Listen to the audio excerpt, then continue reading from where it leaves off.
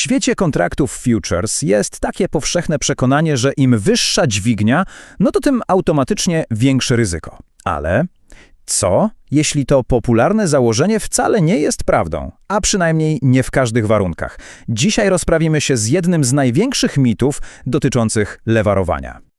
No dobrze, to spójrzmy na to tak. Oto pytanie, które jest w samym sercu całego tego zamieszania. I wiem, jaka jest pierwsza myśl. No oczywiście, że 100x. W końcu wystarczy, że cena drgnie w złą stronę i po pozycji, prawda? Otóż niekoniecznie. I to jest właśnie ten paradoks, który dzisiaj sobie wyjaśnimy. Wiem, brzmi to trochę niewiarygodnie, ale to fakt. Klucz do zagadki nie leży w samej dźwigni, a w jednym malutkim, ale absolutnie kluczowym ustawieniu, które większość początkujących traderów po prostu pomija. Zanim dojdziemy do sedna, musimy ustalić jedną fundamentalną rzecz. Zrozumienie tego to pierwszy krok do rozwiązania naszej zagadki. Chodzi o to, jaką realną wartością obracamy w obu tych scenariuszach. Spójrzmy na prostą matematykę, naprawdę prostą. W pierwszym przypadku mnożymy dźwignię 10 razy $100 wkładu, w drugim 100 razy $10. I co nam wychodzi? No właśnie, w obu przypadkach wynik jest dokładnie taki sam. Dokładnie tak, $1000. I to jest pierwsza, najważniejsza wskazówka.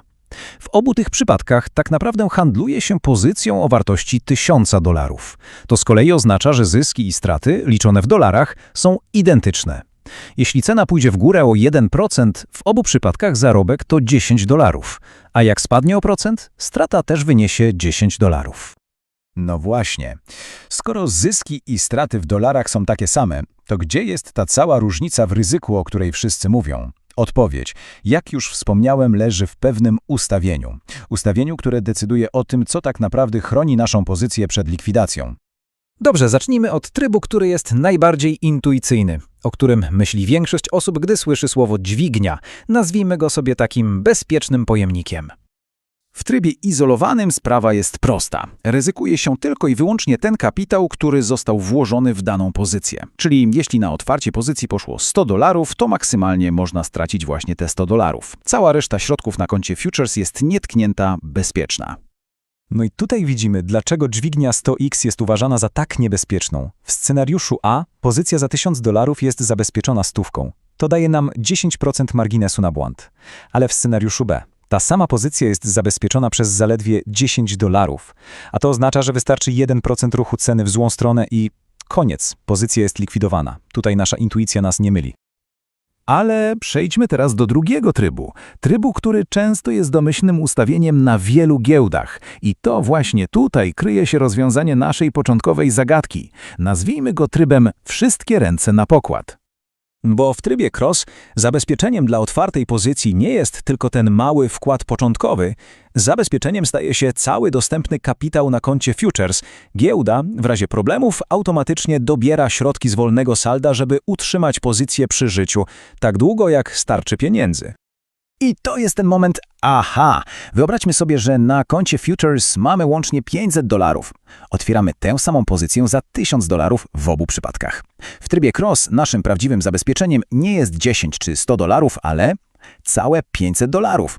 No to teraz pomyślmy, jaki ruch ceny jest potrzebny, żeby strata na pozycji wartej $1000 zjadła całe $500 z konta? Dokładnie 50%. Nagle okazuje się, że cena likwidacji jest identyczna, nieważne czy na suwaku było 10x czy 100x. Zrozumienie tej fundamentalnej różnicy to jest absolutna, ale to absolutna podstawa zarządzania ryzykiem w handlu na kontraktach. To nie jest jakiś tam mały szczegół techniczny, to jest decyzja, która określa, co tak naprawdę jest stawką w tej grze. Podsumowując, ten suwak od dźwigni robi dwie kompletnie różne rzeczy, w zależności od wybranego trybu. W trybie isolated, tak, jest to suwak ryzyka. Im wyżej, tym bardziej ryzykownie. Ale w trybie cross staje się on bardziej suwakiem efektywności kapitału. Decyduje tylko o tym, ile środków zamrażamy na starcie. I to jest chyba najważniejsze ostrzeżenie. W trybie izolowanym błąd kosztuje nas tyle, ile włożyliśmy w pozycję, te 10 czy $100. Z kolei w trybie cross, który daje takie pozorne poczucie większego luzu, pomyłka może kosztować utratę całego kapitału na koncie futures. Absolutnie wszystkiego. Dlatego następnym razem przy ustawianiu pozycji warto poświęcić tę 1 sekundę i sprawdzić ten mały przełącznik, izolowany czy cross. Świadomość tego, jak to działa, może ochronić kapitał i jest kluczowa dla przetrwania na tym rynku. To tyle na dzisiaj. Dziękuję.